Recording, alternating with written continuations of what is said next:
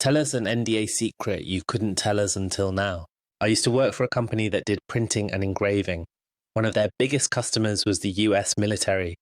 The military bought a lot of products from this company. The strange thing was, many of these products were actually made in China. But the company had a person whose job was to cut off the made in China tags and replace them with made in USA tags instead. Story 2. I used to work at a company in downtown Chicago that was really dishonest when it came to dealing with elderly Medicare recipients. The company employed young agents whose job was to convince old people to switch their insurance plans, even if it wasn't actually better for them. Many of these elderly people had conditions like Alzheimer's, and their family members would later call in furious because we had moved them to a new plan that didn't cover their medications properly. I personally tried my best not to be deceptive, but the whole business model was unethical. I'll never forget one man I spoke with. He didn't have his full medication list with him, so I signed him up for a new plan. But once he sent me the list, I realized one of his key drugs would cost thousands more per month on the new plan. I spent 2 hours cancelling what we had done because I couldn't in good conscience leave him in that situation. Story 3. When I worked in state government IT, we weren't allowed to share details about the hardware or software we were using. But back in the 90s, I decided to take an old server and customize it with Linux instead of using the proprietary software everyone else relied on. At the time, this was pretty radical. Most organizations were paying a lot of money for things like email and file sharing services. But by putting Linux on that old server, I was able to provide those same services for free. The reason we weren't supposed to talk about the specifics of our IT setup wasn't really about security. It was about keeping under wraps just how much money the state was wasting on expensive proprietary software. Story 4. During my geology PhD, I visited the site of a proposed waste disposal facility to conduct an environmental impact investigation. A preliminary geophysical survey had identified a strange, deep linear feature trending to the south-southwest, which my supervisor suspected was an ancient buried river valley. As part of my access to the site, I had to sign a non-disclosure agreement that prevented me from publishing anything about what I found until after the waste dump was built and a 5-year restriction was lifted on my thesis. When we drilled into the center of the anomaly, we encountered some interesting geological features. First, we found peat and gravels, then 40 meters of clayey lake sediments, followed by more gravels. But then we hit 65 meters of hard clay, in fact, 2 distinct layers of orange and white clay. Ultimately, we reached the limestone bedrock at a depth of over 128 meters, well below sea level. The hard clays turned out to be a type of karst feature called a pocket deposit, leftovers from the dissolution of the limestone over millions of years. This was significant because karst features like this are prone to sinkholes and can allow groundwater contamination, making them completely unsuitable locations for a waste disposal facility. Yet, the people proposing the dump site were very receptive to my supervisor's initial assessment that it was just an ancient river valley. By the time the 5-year NDA restriction was lifted on my thesis, the waste dump had already been built right near this sensitive karst feature that should have precluded the site from consideration. It's a concerning example of how economic interests can override environmental protections, even when the geological evidence is clear.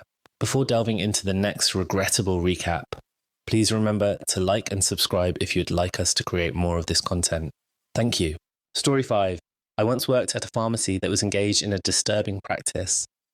When medications and supplies reached their expiration dates, the pharmacy was supposed to hire specialized disposal companies to properly handle and destroy this expired inventory. Instead, this particular pharmacy was purchasing expired medications and supplies from those disposal companies under the table, and then reselling them to customers at full price. So patients were unknowingly paying for expired, potentially unsafe products. The pharmacy was able to get away with this for a while by constantly shuffling between different mail-order pharmacy business names whenever insurance companies started receiving too many complaints. As soon as one pharmacy would get shut down, they'd quietly reopen under a new name and continue the same deceptive practices. Ultimately, this scheme caught up with the pharmacy, and the business collapsed under the weight of having to finally operate like an honest, reputable provider. While I can't name the specific company involved due to the complexity of their operations, I'm glad this unethical practice was eventually exposed and shut down. Story 5. I once worked at a pharmacy that was engaged in a disturbing practice. When medications and supplies reached their expiration dates, the pharmacy was supposed to hire specialized disposal companies to properly handle and destroy this expired inventory. Instead, this particular pharmacy was purchasing expired medications and supplies from those disposal companies under the table, and then reselling them to customers at full price.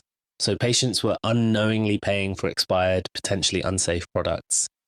The pharmacy was able to get away with this for a while by constantly shuffling between different mail order pharmacy business names whenever insurance companies started receiving too many complaints. As soon as one pharmacy would get shut down, they'd quietly reopen under a new name and continue the same deceptive practices. Ultimately, this scheme caught up with the pharmacy, and the business collapsed under the weight of having to finally operate like an honest, reputable provider. While I can't name the specific company involved due to the complexity of their operations, I'm glad this unethical practice was eventually exposed and shut down. Story 7. I witnessed a disturbing incident during my time working at a hospital. There was a patient, a pregnant woman, who had previously undergone treatment for a brain tumor. When she came in for a routine checkup, the doctors thought they had detected a new tumor and decided to perform another brain surgery. However, after they opened up her skull, they found that there was actually no new tumor present. Instead of being honest with the patient, the hospital staff acted as if they had successfully removed the tumor they thought they had found.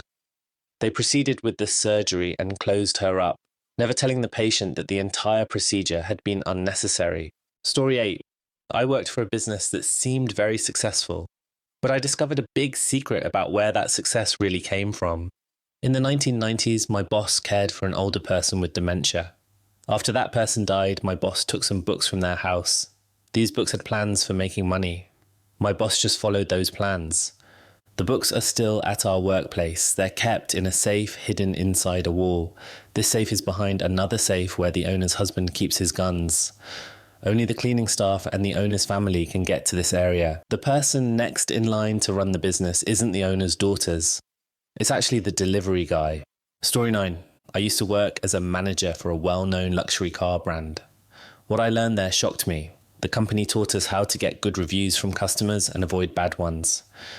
The methods we used were very wrong and maybe even against the law. Here's one trick we often used. When a customer was unhappy, I would meet with them. I'd take all the blame for whatever went wrong, even if it wasn't my fault. Then I'd tell the customer that a bad review would only hurt the low-level employee who had been on their side. I'd offer the customer some free stuff, then leave so the other employee could say sorry. Almost every time the customer would end up giving that employee a good review. Sometimes customers would call the main office to complain about me, but the company didn't care about that. They only cared about getting good reviews online or by mail. We did other sneaky things too. We'd invite people in for free services like oil changes or new floor mats. But really we were fixing parts that might cause problems with the car speeding up on its own. The company wanted to fix as many cars as possible without having to announce a big recall. There was also a problem with SUVs. Their engines would break just after the warranty ended, but that never became big news. Now, when I hear people talking about how great their car is based on ratings, I feel uncomfortable. I know the truth. If you're thinking about buying a car, don't trust the ratings and reviews too much. Many car companies trick the system to make their cars look better than they really are. Story 10. I used to work at Chase Bank and I learned some surprising things about how their mortgage division operates. Here's what I found out. First, Chase uses really old computer systems for their mortgage work. They bought these systems from Quicken, also known as Rocket Mortgage, for hundreds of millions of dollars. But the system is based on DOS, which is about 20 years old now. Chase also does some unfair things to their salespeople. These employees work on commission, which means they earn money based on how much they sell. But if a salesperson is doing really well, Chase will give them worse leads or special tasks that make it harder to make sales. This keeps them from earning too much money. Sometimes, if a salesperson figures out how to make more money than Chase wants to pay, the company will look through their work chats or personal files to find a reason to fire them. Chase also has a strange way of promoting people. They want to show that they have a lot of minorities in higher positions. To do this, they sometimes create special job openings that only people from minority groups can apply for. They call these people inclusion candidates. But often these jobs are for low-level manager positions that Chase plans to get rid of soon. Lastly, Chase gives special treatment to employees who have children. They do this to avoid getting sued. A few years ago, they lost a big lawsuit about giving fathers the same amount of time off for new babies as mothers get. Story 11. I used to be a team leader at a company. One Monday morning, we all got a shocking email. A new company had taken over our contract. They told us we had to accept a 20% pay cut by Friday, or Friday would be our last day of work. This was a big deal for everyone. I had helped hire every person on my team. They all came to me asking if I was going to stay. I told them I was, but I admitted it was a big pay cut. I said I would understand if they decided to leave, and I offered to write recommendation letters for them if they did. But here's the thing. I was keeping a secret. There were about 5 of us out of 50 employees who weren't actually getting a pay cut. We were keeping our old salaries. I had signed a non-disclosure agreement that said I couldn't tell anyone about this. All of my team members decided to stay. They thought I was taking the same pay cut as them. Looking back, I'm pretty sure the NDA wouldn't have held up in court if I'd broken it, but I didn't know that at the time. Keeping this secret from my team felt really wrong. I felt like I was treating them unfairly by not telling them the whole truth. Story 12. I used to work for Electronic Arts, a big video game company. My job was testing games, specifically The Sims 4, but my experience there wasn't great. Here's what I saw. EA treats its contract workers very differently from its full-time employees. Contract workers wear yellow badges, while full-time employees wear blue badges. The company often promises contract workers that they can become full-time employees if they do good work, but it's not that simple. The full-time employees lead teams of contract workers. They often take credit for all the work their team does. I can't count how many times I found a problem in a game, but was told not to report it. Later, I'd see the same problem reported, but with my team leader's name on it. The pay and benefits were very different too. As a contract worker, I made $8.50 an hour and worked 6 days a week, Monday to Saturday. But the team leaders, who were full-time employees, only worked Monday to Friday. They made twice as much money as us and got health benefits, retirement plans, and paid time off. The work environment was very competitive. People would do almost anything to get ahead. In the end, I was fired over what I think was a false claim of sexual harassment. A woman who sat next to me said I creeped her out, even though I never said more than good morning and see you tomorrow to her. I later heard she became a team leader not long after I left. Story 13. Many big companies offer life insurance as part of their employee benefits. But there's something important they often don't tell you about these policies. Here's how it usually works. The company might tell you that you have a $10,000 life insurance policy. This means if you die, your family would get $10,000. But here's the secret. The actual policy is often worth more than what they tell you. If you die, the company keeps the extra money that's over the $10,000 they promised you. For example, let's say the real policy is worth $50,000. If you die, your family gets the $10,000 they were promised. But the company keeps the other $40,000 for themselves. This practice isn't new, but many people still don't know about it. That's why I try to share this information whenever I can. If you're offered life insurance at work, it's a good idea to ask questions. Find out exactly how much the policy is worth and who gets the money if something happens to you. Story 14. I used to work for a printing company, and you wouldn't believe some of the interesting things I saw there. Let me tell you about a few of them. First, I was part of the team that boxed up the very first Nokia Lumia smartphones. It was a big deal. The phones were delivered in a black van with a whole convoy around it. While we worked, armed guards watched over everything we did. Another time, I helped send out letters to BP stockholders, right after the big oil spill in the Gulf of Mexico. We printed these letters in a really unusual way. The whole page came out black from the printer, but the text was somehow imprinted onto it. We put these pages straight into envelopes with special labels, also printed in a similar way. Then another black van came to collect them.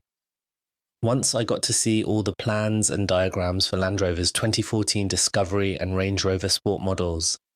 This was back in 2010, so it was top secret stuff. I even got to keep the book with all the details, and I still have it somewhere. I also have some USB drives that came with the plans. We also did some work with fancy art prints. There was this one set where only about 100 were sold, but we printed way more. I remember one print clearly. It showed a naked lady covered in what looked like spaghetti sauce with a raw egg on top. These print sets sold for about £10,000 each. We had printed about 3,000 sets, but only the very best ones were actually sold. Story 15. I used to work for the government doing weather-related work. One day I noticed something alarming in the data. There was a real chance of a massive flood, but the flood forecasters, the people whose job it was to predict these things, weren't paying attention to it at all. My supervisor called a meeting with the flood forecasters. We showed them the data, but they seemed completely lost. They didn't even know which area might be affected by the flood. I had to make a special map just to explain it to them in simple terms. When they finally understood what we were saying, the room got very quiet. The flood forecasters left without saying much. About 2 days later, they issued a major flood warning. The flood did happen and it was bad. It ended up costing taxpayers over $500 million. The damage was worse because people weren't prepared for it. Later, there was an official review of what happened with the flood. Nobody mentioned the help I gave in spotting the problem early. Instead, the flood forecasters blamed bad data and not having enough staff. They said that's why they weren't prepared. After that, the flood forecasting department got a lot more money and hired more people. But they never talked to me again about what happened. Story 16. I used to work as an engineer at Facebook, and I can tell you that it's just as problematic as people think it is. But the problems aren't always obvious. They're often hidden in the company's culture and the way it measures success. The first thing that struck me was the culture of silence. As an engineer, you can't openly talk about your concerns regarding Facebook's effects on society. If you do, you might find vague references to these conversations in your performance reviews. It's a subtle way of discouraging criticism. Facebook isn't evil in a comic book villain kind of way. Instead, the problems come from how they push employees to meet strict metrics without considering the broader implications. Let me give you an example. One metric Facebook cares about is average session length, how long people typically stay on Facebook each time they use it. At first, this seems harmless, but think about what keeps people on Facebook the longest. Sensational posts and content that makes people angry or outraged. This is where misinformation spreads and where people can become radicalized. By chasing this metric, Facebook unintentionally rewards people who spread false information and create posts designed to make people upset. It gives users a skewed view of the world, making everything seem more extreme than it really is. Facebook doesn't plan to make people angry on purpose, but their focus on metrics that make them the most money leads to these patterns. And once they see the cash coming in, it's convenient to stay quiet about the problems. In my experience, this is a perfect example of what's called the banality of evil. It's not dramatic or obvious. Instead, it's ordinary people choosing to ignore the harm they might be causing because it's easier and more profitable. Story 17. In 2007, something unbelievable happened at Minot Air Force Base in North Dakota. We temporarily lost track of 6 nuclear weapons. I worked there at the time, and I can now share what really happened. I was part of the 91st Space Wing, not the 5th Bomb Wing, where this incident occurred. But the story spread quickly, and the consequences affected all of us. The problem started with a series of mistakes. There's a specific way to check if a missile has a real nuclear warhead or just a training one. But person after person just said, "We're good," without actually looking. Here are all the teams that missed this critical check. The AGM, air-to-ground missile maintenance crew. The breakout crew who prepare weapons for use. The transport crew, munitions control, and the pilot. The navigator. It was a massive failure at every level. We have strict rules about how to secure nuclear weapons, and all of these were ignored. When this mistake was discovered, it was a very big deal. In different circumstances, moving nuclear weapons without proper authorization could be seen as an act of war. The consequences were severe. Our entire wing lost its certification status. This means we weren't allowed to work on our own weapons anymore. The Air Force had to fly in weapons specialists from Barksdale Air Force Base to do our jobs for us.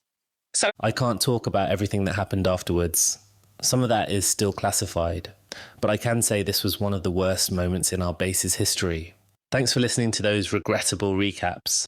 Like and subscribe if you haven't already. Now it's time for Today I Effed Up Stories. Enjoy! Story 1. Today I effed up by discovering a dark secret from a sex tape I made. So about 2 years ago, I was still living in my strict religious parents' house, and the only way for me to find a place to have sex was to use my dad's office. My dad owns a small advertising business, so on some weekends I will use the excuse of needing better network and needing to concentrate to get the keys to the office and have the girl meet me there. I know he and his staff never come to work on the weekend, so I was with this girl at the time and she was freaky as fuck and asked if I had ever made a sex tape. I had, but as a gangster I knew the correct answer at that point was no. And once I said that, she pulled out my phone and placed it somewhere and we started to get freaky.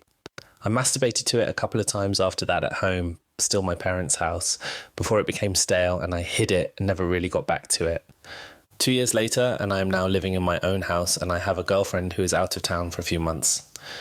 I was telling her about the sex tape and she did not like that I still had it and told me to delete it. I decided to give it one last masturbation before deleting it, so I hit a blunt, plugged in my headphones and started watching like I had done a couple of times years before. It was late at night. I started to beat myself off, listening to this girl moan over the background noise of a movie we were playing to mask our noise, till I heard a deep voice. "We will pretend my name is Manny." In my head say clear as day, "Manny, why? Why?" I jumped out of my chair. My door was locked. No one was in the house with me. I was panicking. Was this my conscience talking? Is my girlfriend a witch? Is this because I am watching a video she does not want me to watch? I am panicking as hell because it fucking scared me how clear the voice was. I wanted to watch the video again, but I honestly was too scared, so I walked around the house for a bit, just to let the highness fade, in case that was what was responsible for me hearing voices. Once I was a little sober, still very shaken up, I decided to start the video from the beginning, but to focus this time. So I sat in my chair, penis in my pants. It definitely had no interest in rising again. Headphones on, studying this video like it is my finals. While listening, I noticed that while I was blowing her back out, there was a little ruckus in the background separate from the direction the movie sound was coming from. My ears perked up. It was a conversation in the background. Someone had opened the office door. "Oh, the lights are on. Is Manny in the office?" "I think so. The TV is on." Asterisk some silence. "Oh my God, Manny, oh my God, why? Why, Manny, why?" From the voices, I could tell one of them was my dad. I can only imagine the other person was my mum, but I cannot confirm because it was a bit further back. I have no idea what they were doing in the office that day, but they definitely walked in on me, their good little boy fucking a girl like an animal. And from the audio, they seemed to have stuck around a while after that. Weird. This girl and I were absolutely lost in our oxytocin world, completely clueless that we had spectators. I must have missed it all those times I jerked off to it because I never masturbated with both earphones on in my parents' house. Always gotta be alert. And the TV noise just drowned the background sound then. The coincidence is still baffling to me because I would have never found out if this girl had not suggested we make a sex tape. My parents definitely never mentioned anything to me about it. A lot of shit started to make sense because that was around the period where they clamped down on my freedom, which eventually led to me leaving the house and started becoming hostile to me. The hardest part was explaining to my girlfriend the discovery I had just made. "Hey babe, you will not believe what I found in the sex tape you told me to delete." Story 2. Today I effed up by accidentally revealing my secret identity to my entire office. So, this actually happened earlier today, and I'm still reeling from the sheer embarrassment of it all. For context, I work in a pretty average office setting, but my colleagues and I like to spice things up with themed dress-up days every now and then. This week, we all agreed to come in dressed as our favourite superheroes. Naturally, I was super excited to participate. I've always been a huge fan of superheroes, and I have this awesome Batman costume I have been itching to wear ever since I got it for Halloween last year. So I woke up early, got dressed in my full Bat regalia, and even went as far as doing the full Batman voice to complete the persona. I was ready to show up to work and save the day. As soon as I walked into the office, I could tell that something was off. People were staring at me with a mixture of confusion, amusement, and just a hint of terror. I figured they were just in awe of my Batman transformation and did not think much of it. My manager approached me with a stifled laugh and asked, "Hey, Batman, did you happen to check your email this morning?" I replied, still in character, "Email? Batman has no need for such trivial matters." My manager then explained that there had been a last-minute email sent out last night, postponing the dress-up day to next week due to an important client meeting scheduled for today. My face went beet red as I realised I was standing in the middle of the office, dressed as Batman, with zero context to justify it. To make matters worse, the important client arrived just in time to witness my embarrassment. They were surprisingly cool about it, even joking that they felt safer with Batman around. Still, I spent the rest of the day hiding in my cubicle, answering calls in my best Bruce Wayne voice, and praying for the sweet release of the end of the workday. Now I am sitting at home in full Batman attire, contemplating how I'm going to show my face at the office on Monday. Story 3. Today I effed up sneezing while peeing. So, this did not happen today, but 2 days ago. I have not been feeling too great ever since my partner got back from a trip out of town. They brought back a cold that up to that point been the true bane of my existence. Then comes Wednesday night. I had just woken up from a dead sleep. Ever since I started working graveyard shifts, I sleep most of the day. I get out of bed to go to the bathroom, and the moment I start peeing, I get this tingle in my nose, small at first but quickly crescendos into a sneeze I can only describe as an eruption of the sinus. Then the pain came, a seething red-hot pain shooting through my urethra. As this lightning bolt of pain is shooting through me, I hear a loud dink coming from the toilet bowl. Come to find out, I had a looming kidney stone stuck in my urethra, and that sneeze is all it took to dislodge it. I could hear it circling the toilet bowl like one of those penny eaters you would find at a science museum. Ever since I've been pissing in shades of yellow to red. Story 4. Today I fucked up by being the only one to watch my significant other's live streams, and now I have to take the secret to the grave. So, about 2 weeks ago, my significant other started live streaming on Twitch, and then was very disappointed when he had 0 views. I myself don't play video games or know anything about Twitch, so I just said sorry, and I sympathised. Then I got the idea to look into it and see if maybe I can find a way to support him. I created a Twitch account and started watching all of his live streams and even commented a couple of times. Oh my god, this made him so happy. He came running into the room to tell me all about it.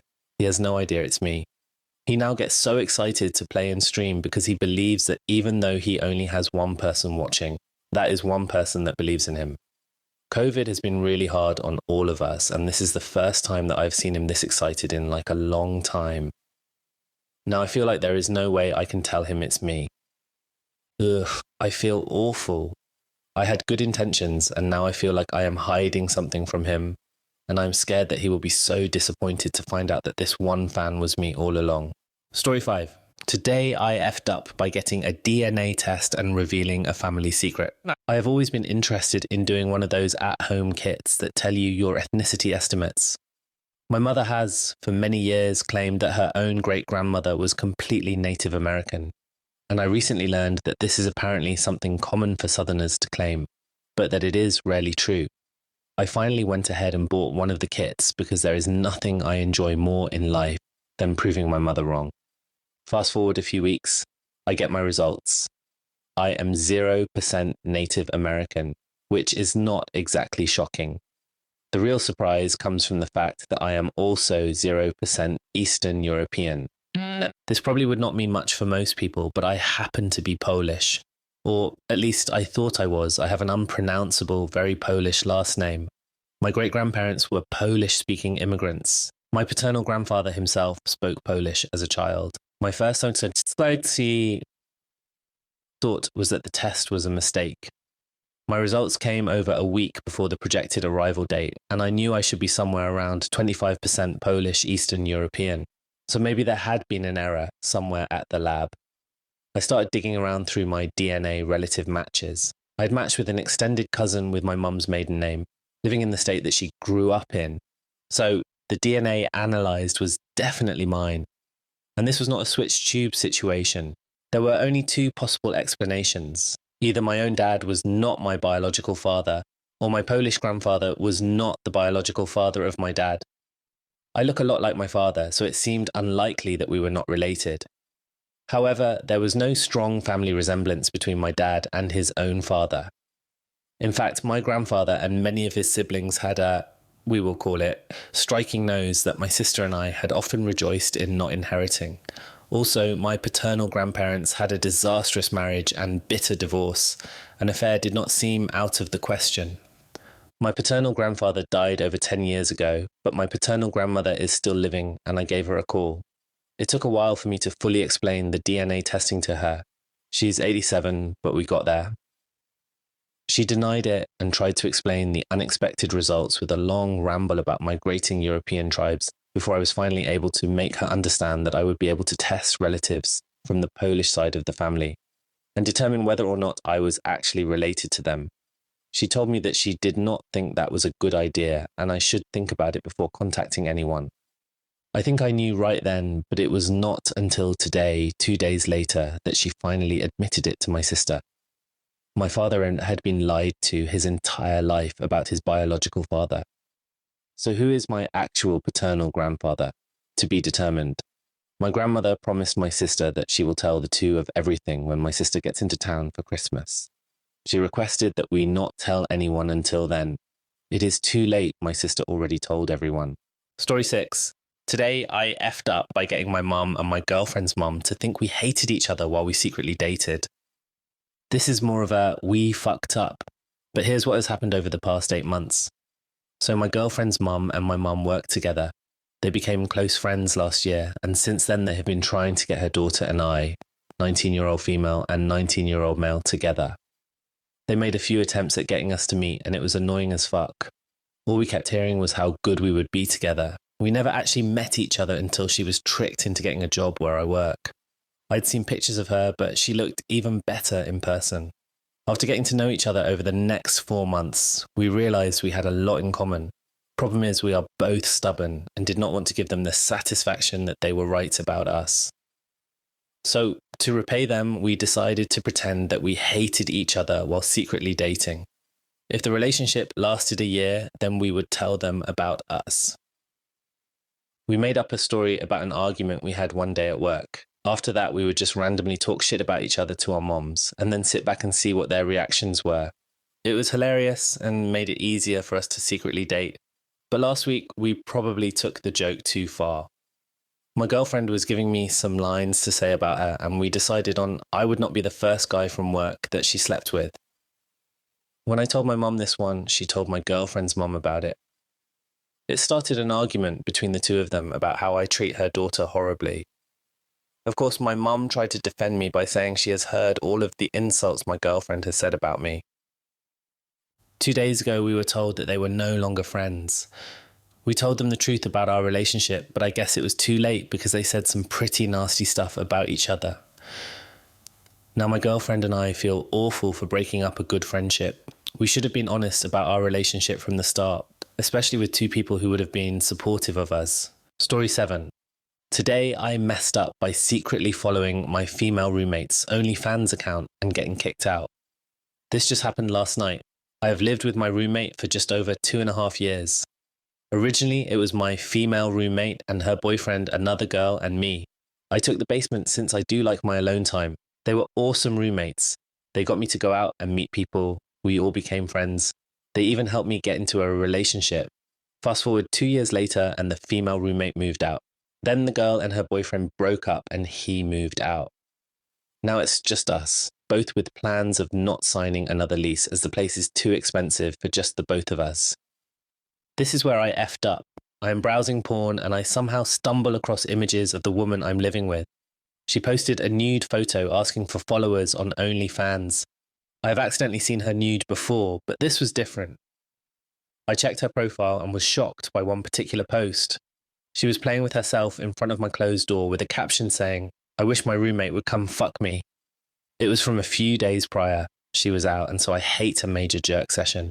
I always thought she was attractive, but never got any vibes from her. The next day I'm getting ready for work, and though I can describe her, I never really looked at her. We said our goodbyes and I left.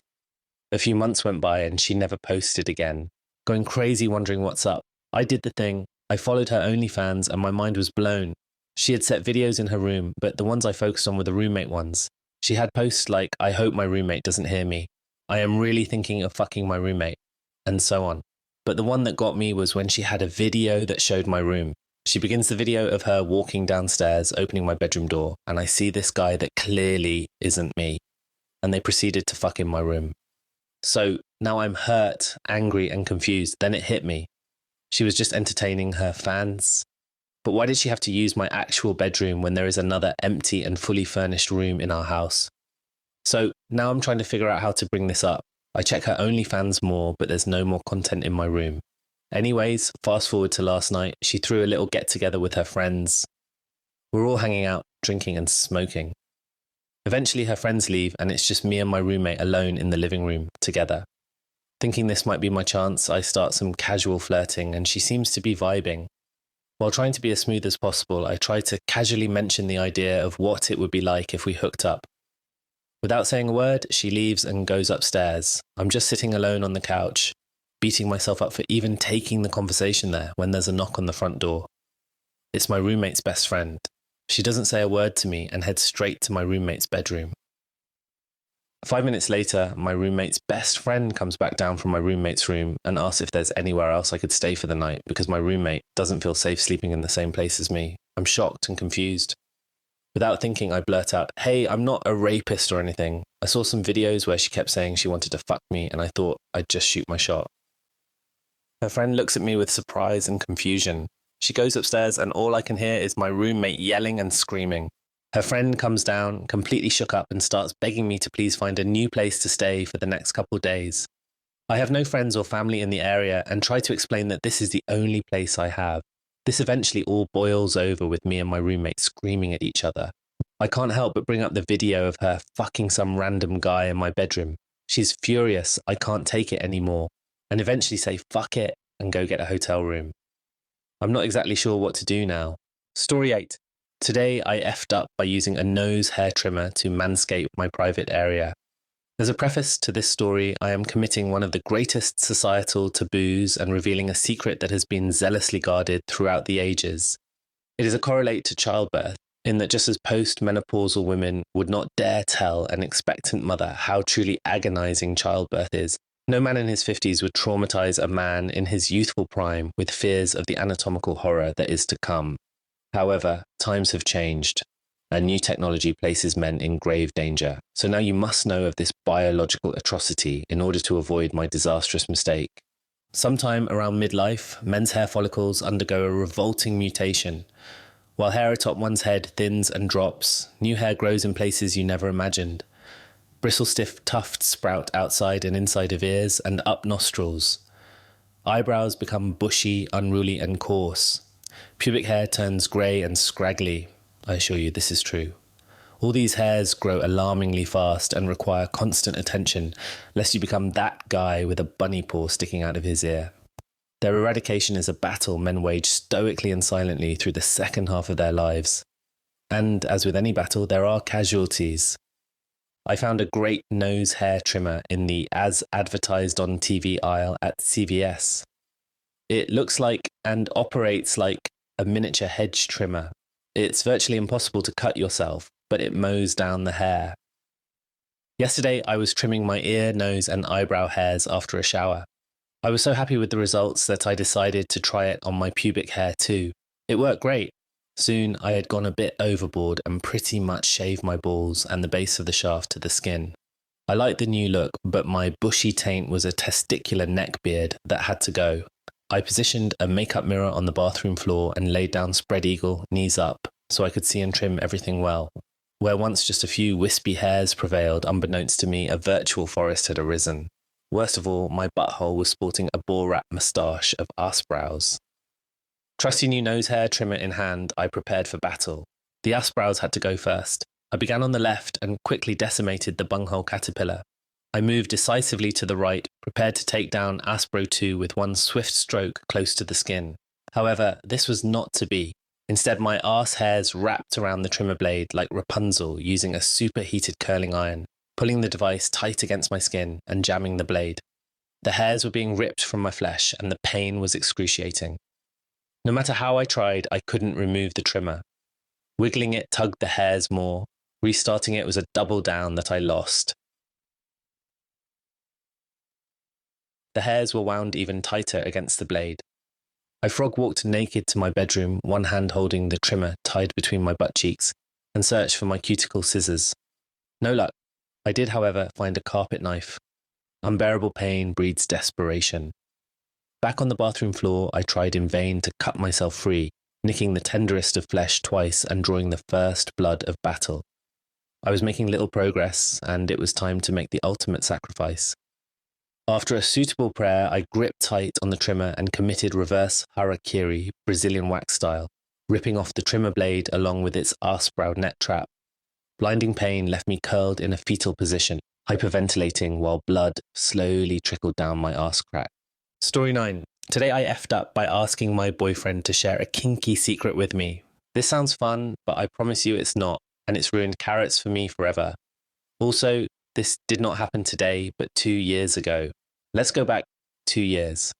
I picked up my very drunk, now ex-boyfriend from the pub. We were pretty early on in the relationship, so I thought this would be a great opportunity to get him to open up and share his secrets.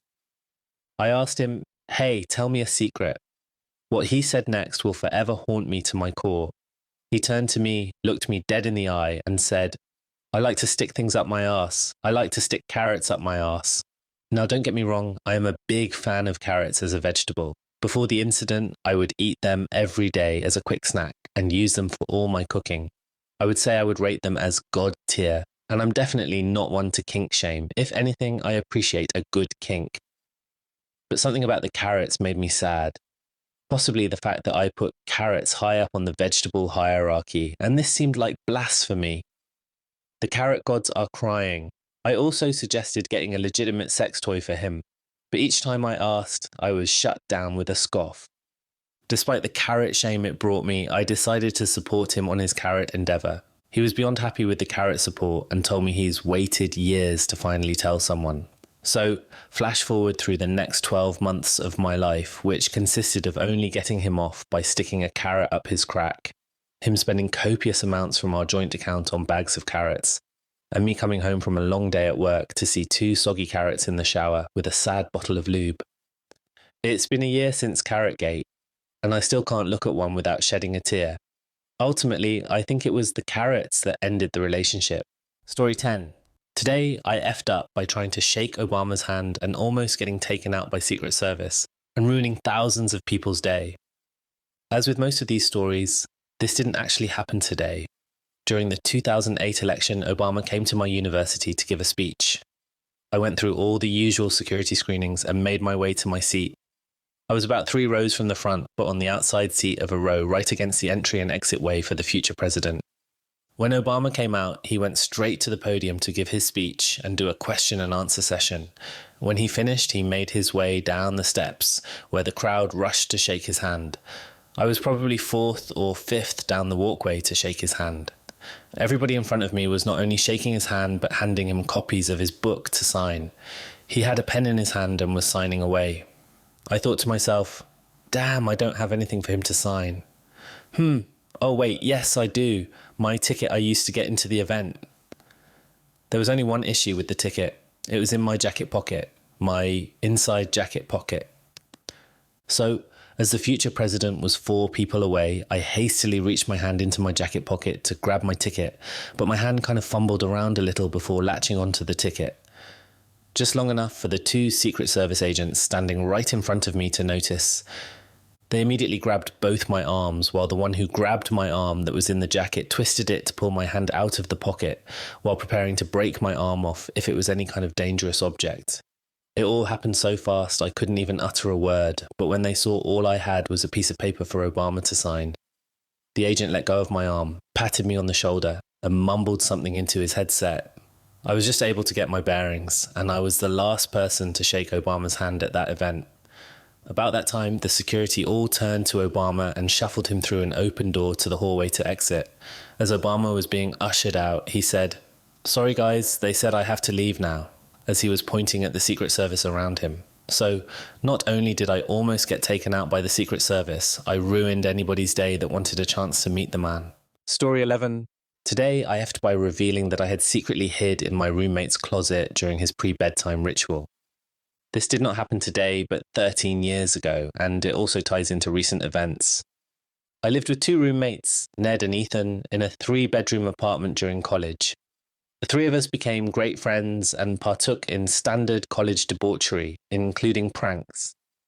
The most common recurring prank was laying in wait somewhere in the apartment with an acoustic guitar, ready to bust out Adam Sandler's at a medium pace. You should Google it, at the most unexpected time. Everyone thinks they're hilarious in college, I know. The most common locations for this were the living room closet, under the kitchen table, or some other common area of the apartment. But one night, my dumbass self decided to kick it up a notch. I hid in Ned's bedroom closet, waited until he was just about to fall asleep, and then hit him with the crass sounds of Adam Sandler on my shitty Washburn 6-string. Ned was no random college student. He was the 6'3" milk toast, soft-hearted teddy bear that all the ladies loved, but none of them would date. Ned would drive 3 hours home every weekend and bring back a casserole that his parents still cooked for him. Ned never talked bad about anyone behind their back, always tried to pick up the tab at the bar, and would be sure that everyone had a sober ride home. In short, Ned was the kid that every quixotic parent wishes their angel would be when they send them off to college. So I grabbed my guitar, turned off my bedroom light, shut my door so that he'd think I had gone to bed early, and snuck into Ned's bedroom to position myself in his closet. It was a reach-in closet with the accordion doors that had the horizontal slats at a 45-degree pitch. Ned's bed was on the opposite side of the room from the closet, so I'd have an adequate acoustic buffer between myself and Ned, in case I accidentally shifted my weight and made a subtle noise. But directly next to the closet, literally 1 foot of distance from myself, was Ned's computer and desk. Ned came into his room for the evening, shut his door, turned off the light, and sat directly down at his computer. Due to the 45-degree angle of the closet slats, I could see the computer monitor on his desk perfectly from my head level down to the desk level. The 12-inch proximity of Ned spiked my adrenaline, and I began to control my breathing. My back was pressed against coat hangers, and I had to diligently muffle an acoustic guitar to avoid giving away my position. As Ned closed his email, my gleeful, mischievous anticipation promptly transitioned. Ned did not reach for his glass of water. Ned did not opt for the pajamas. Ned did not leave his desk. Ned reached for a box of tissues, navigated his browser to a site that specialized in anal sex of large black women, and dropped trow. A million regretful thoughts immediately went through my panicked brain, but it was too late.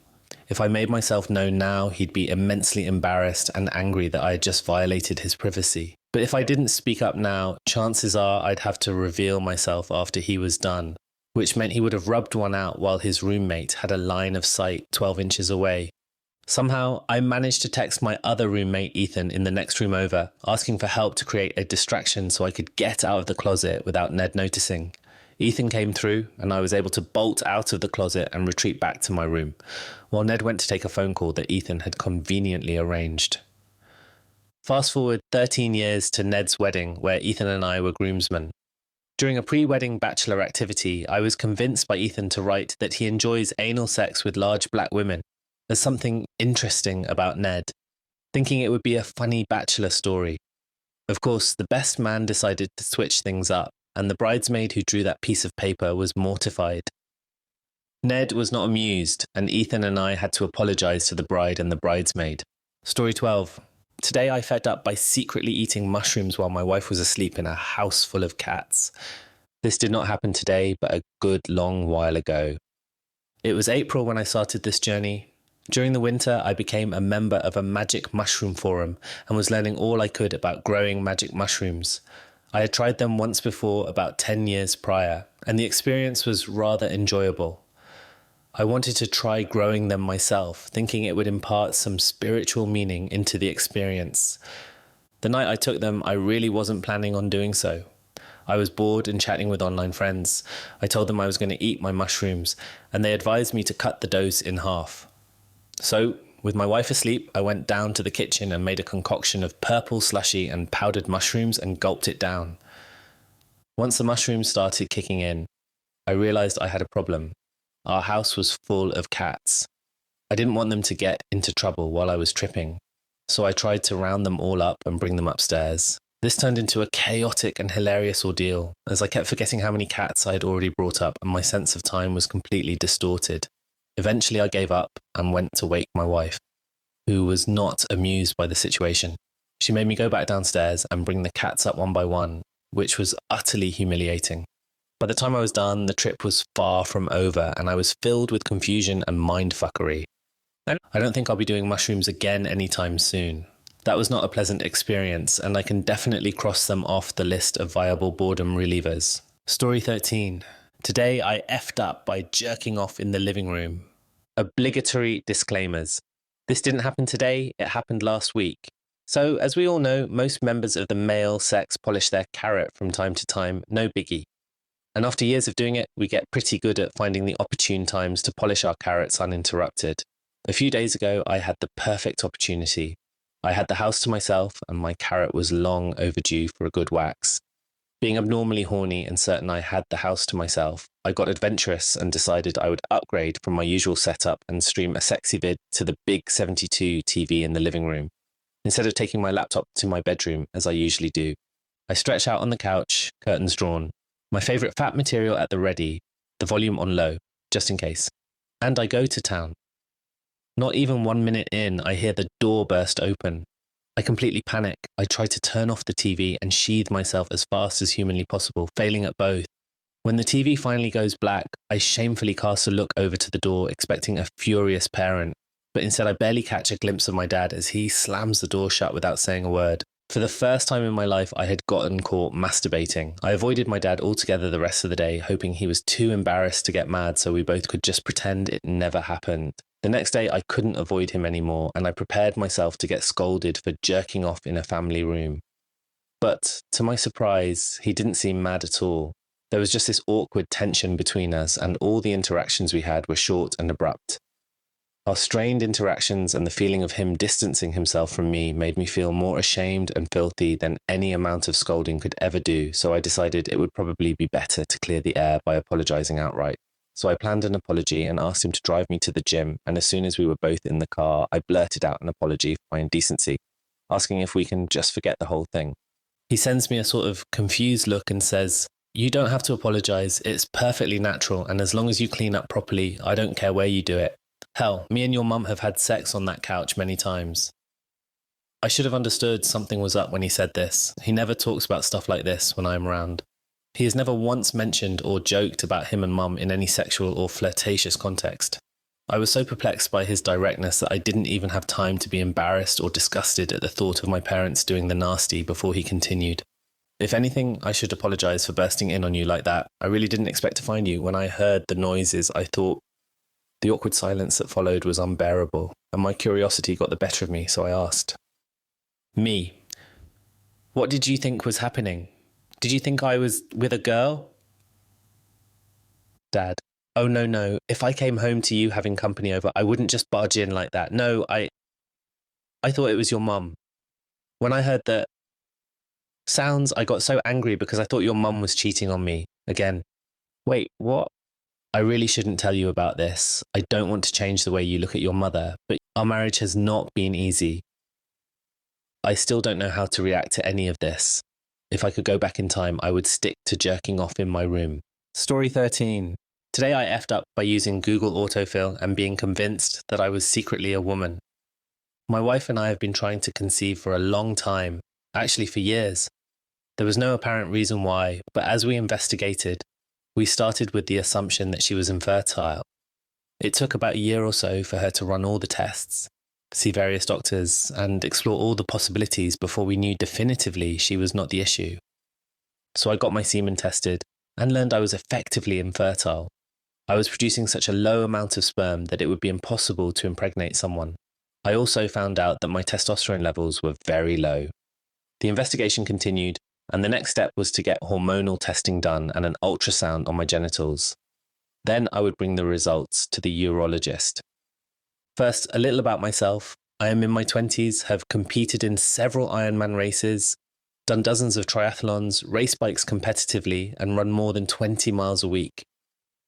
I like sports and am very competitive. I have a lot of muscle and look like a lacrosse player.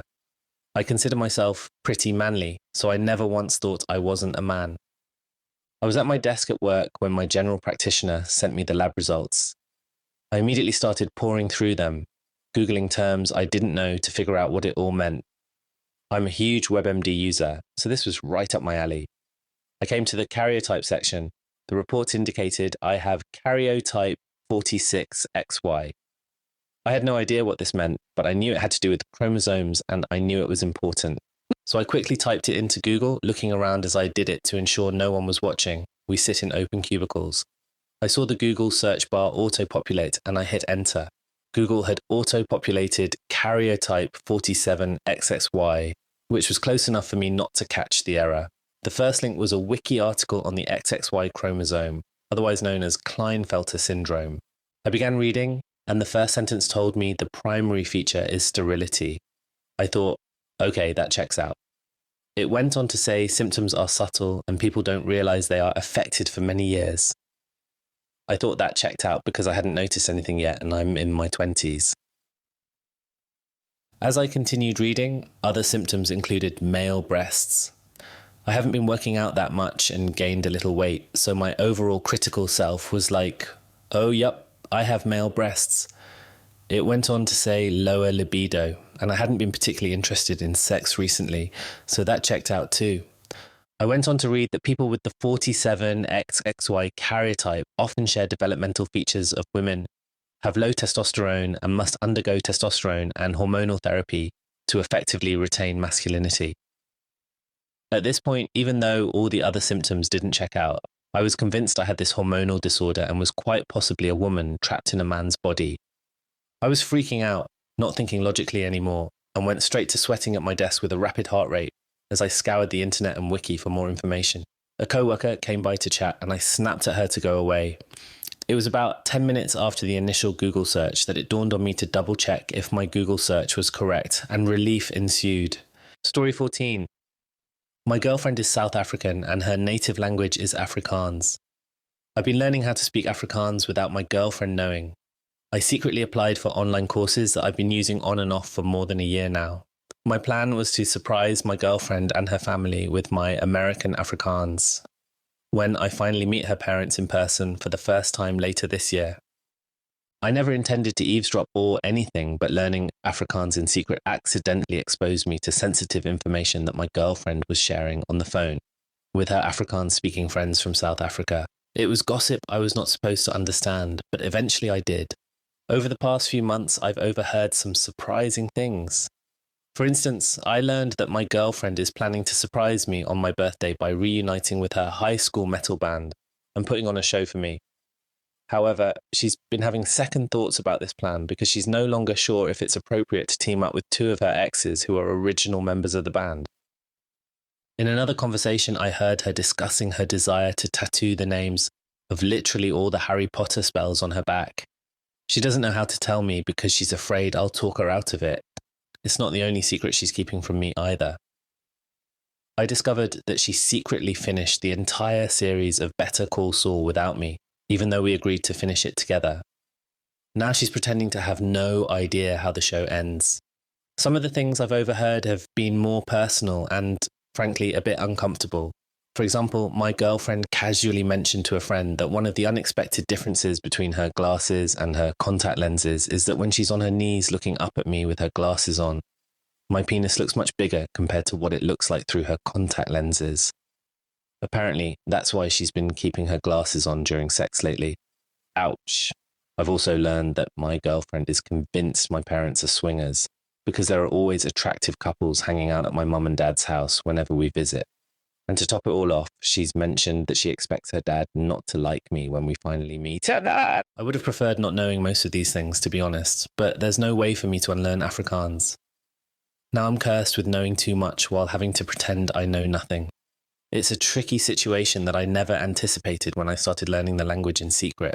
Story 15. Today I effed up by accidentally telling my friend's family he banged his cousin. This happened last week, but it's still fresh in my mind. My friend and I have been close for a long time, and he tells me all his secrets because he knows I would never intentionally tell them to anyone. In our friend group, I'm known as a steel trap for secrets because I don't care and don't have a good enough memory to share what people tell me. My friend, let's call him Hiram, confided in me a while ago about an incident with his female cousin, whom we'll call Amelia. Hiram and Amelia always had a weird relationship because Hiram found her very attractive and he thought she would flirt with him sometimes. They ended up going to a movie together and had an intimate encounter in the back of his PT Cruiser. He told me this in a Dairy Queen parking lot and I nearly had an aneurysm. I managed to keep this earth-shattering secret for about 2 years. Fast forward to last week. I was hanging out with Hiram and some of his other cousins, all of whom are men he has not had sexual relations with, to my knowledge. We were playing video games and having a good time when Amelia came up in conversation. His male cousins snickered a little, apparently because they knew he had a crush on her at some point. I misinterpreted their snickers as them knowing about Hiram's encounter with Amelia. I wasn't too wrong for thinking this because these guys tell each other everything. Without thinking, I blurted out, "Dude, I still can't believe you had relations with your cousin." One of his other cousins yelled, "You what?" At that moment, I think I saw Hiram's life force leave his body. Now, I have to live with the fact that I may have just destroyed an entire family with one sentence.